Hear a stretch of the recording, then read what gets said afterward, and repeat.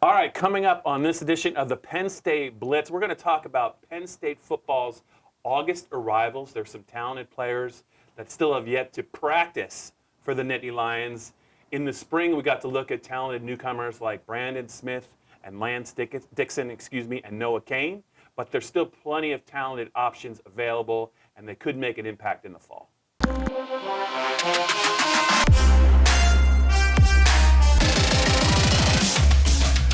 Okay, Greg, August arrivals. We've talked ad nauseum, I would say, almost about Penn State's January enrollees. Yep. Very talented class. Noah Kane showed some good things. The linebacker core, Lance Dixon, Brandon Smith, also Keaton Ellis. Yeah. A lot of guys made some favorable impressions, but there's still some good players left that have a chance with a strong showing in August to make an impact in the fall for Penn State. So who do you got on your list? I know it might be a little different than mine. Yeah, I think they're probably pretty similar because Penn State has already welcomed a good chunk of this class to campus. Right. You know, Weston Carr, the grad transfer receiver, is on campus now. They brought a couple other guys in earlier in May for the May semester when that began. So they got guys that are going to come in and compete for a spot. You know, the one that jumps out to me immediately is Jaquan Brisker. I think you look at what he did at Lackawanna, the junior college. He was the All-American at that level.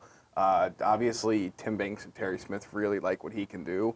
Even if he doesn't beat out Lamont Wade for the starting job at safety next to Garrett Taylor, there's no question that he's going to be on the field. You don't bring a guy like that in, Bob, to just let him sit on the bench unless you really don't think he's talented enough to play. And if that turns out to be the case, then it was a poor evaluation. So I think you'll see him. I don't know if they'll rotate safeties. I don't know if he'll win the job outright. Lamont Wade will win the job outright. Maybe you'll see him more on special teams than anything else. It's a guy that's going to play this year, even though he's not going to get on campus until a couple months before camp. Can't believe you didn't mention my guy Jonathan Sutherland in that equation. I think they got four safeties with Brisker, Sullivan, Wade, and Garrett Taylor. You're right. Devin Ford, the running back. I know Penn State emerged from spring feeling really good about three backs with Ricky Slade, Journey Brown, and Noah Kane. Noah Kane had 2 touchdowns in the blue-white game. But the more I hear about Devin Ford, who's a 4-star from Virginia, the more I think there's a chance that he could be in the top 3, and maybe one of the 3 guys I just mentioned might be on the outside looking in. There we go. Yeah, I think that he's another guy that came to campus a little bit earlier than everybody else, and has really just shown so much talent during his high school career down at North Stafford. Yeah. He's a guy that Penn State went after with the idea of let's get 2 of the country's best running backs and let it play out. And Noah Kane and Devin Ford are those 2 guys. Then you have Ricky Slade and Journey Brown already on campus. So my question, I guess, to you is, if you're Jaywan Sider, what is your goal going into camp? Do you want 3 of them to play and you redshirt one of your freshmen, or do you just play all 4 of them, knowing that in this day and age, Bob, if you can do what a Miles Sanders did and be a starter as a junior and not have a lot of wear and tear on your body and put up a good year, you're probably leaving school early anyway. So is the redshirt really worth it for any of these guys?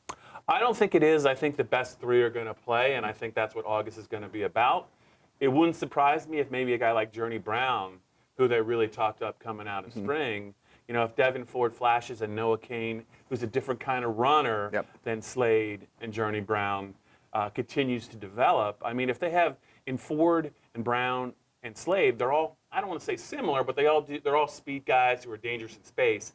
There's only one guy that's really kind of a thumper between the tackles, and that's Noah Kane. So I think, if Devin Ford impresses, I think the odd man out will be between, the 2 veterans and Ford. And I think it might be Ford is the guy that forces one of those guys to bench. I don't think it's going to be Ricky Slade. I just think Journey Brown better continue to develop, because I think Devin Ford is that good. And it's a great problem for Penn State to have, because they didn't have depth the last couple of years. It's great that they had talented lead backs in Miles Sanders and Saquon Barkley. There wasn't much behind them. Miles Sanders really wasn't ready in 2017. It's really hard to sit Barkley.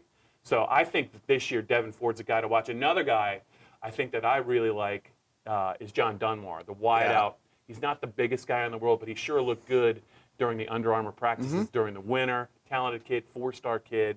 I think he's a guy that it's a bit of a long shot, but just remember at this time last year, we weren't really talking about Jahan Dotson. Right. I think he's a guy that if he does well in August, could find his way onto the field in the fall. Yeah, Dunmore's interesting. I'm curious to see what he looks like when we see him next on campus. He was a skinny guy at the Under Armour All-American game, but you could tell there was room for his frame to fill out. And if that happens, he could certainly be on the field this year. Journey Brown, 50-plus yard touchdown against Idaho. Book it.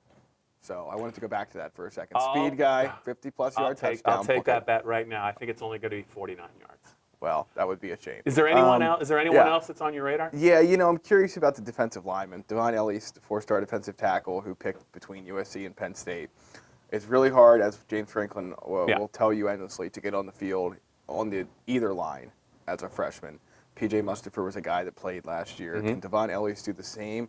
They look about the same, at this point in time. So I'll be curious to see if he can get some snaps, either late in games or, in the bowl game, perhaps a long time from now. But he's one to watch. And then Joseph Darkwa, the German who comes over. Best player in Germany. Yes, right, from the PPI Recruits gang. Obviously, he has a lot of work to do in terms of just getting used to college football and life here in the States and everything else. But, man, if you watch some of the videos on social media, he is a big kid and he has a lot of speed. Probably not a guy that it impacts this year, but if he catches on really quick, you never know. One more name just to throw out because he's very talented. It's rare when you see a first-year offensive lineman play. Caden Wallace is a guy that is he was a coveted recruit, one of the top players in the class. Isn't going to practice till August. What do you make of what Penn State might do with him in August? Yeah, I think it's all about he looks to have a lot of the right weight on him, but I think it's just with it seems like every freshman lineman that comes, unless they go to Florida State or Alabama or Georgia, where they just seem to be ready to play out of the box. A lot of them need to do a little bit of work in the weight room. I don't think he has too much to do, maybe some of the fundamental stuff, but there's Steven Gonzalez and Mike Miranda and C.J. Thorpe are the three guys that are going to play inside, so you don't really see anywhere for Wallace to go. But for better or for worse, there's been times when depth is needed quickly, and Penn State doesn't have a ton of it inside. So if you run into an unfortunate injury or two, you're not that far away from maybe Wallace having to be pushed into action.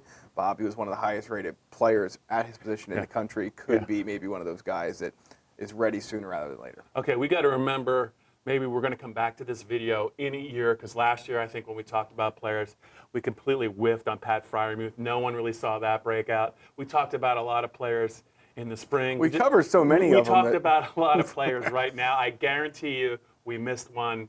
So we're going to take a mulligan on that, but it'll be interesting to see who the players that emerged that we didn't talk about, because that just really tells you how talented Penn State's 2019 class is.